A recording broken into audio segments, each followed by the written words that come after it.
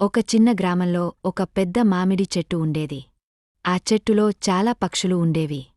వాటిలో చిన్ని అనే ఒక చిన్న పిచ్చుక ఉండేది. కాని చిన్నికి ఒక చెడు అలవాటు ఉంది.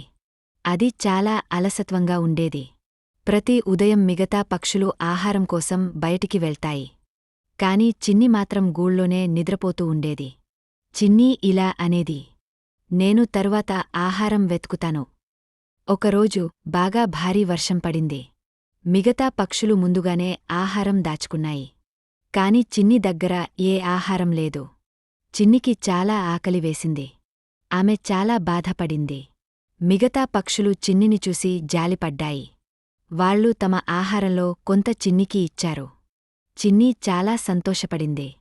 ఆమె వారికి ధన్యవాదాలు చెప్పింది. ఆ రోజునుంచి చిన్ని కూడా తెల్లవారగానే లేవడం మొదలుపెట్టింది. మిగతా పక్షులతో కలిసి ఆహారం సేకరించేది. ఇప్పుడామె అలసత్వంగా ఉండేది కాదు. ఒకరోజు బలమైన గాలి వచ్చింది. కొన్ని పక్షుల గూళ్ళు పడిపోయాయి. అప్పుడు చిన్ని వెంటనే వాటికి సహాయం చేసింది. ఆమె గూళ్ళు మళ్లీ కట్టడంలో పక్షులకు సహాయం చేసింది.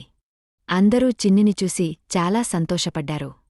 మనకు సహాయం చేసినవారికి మనము కూడా సహాయం చేయాలి.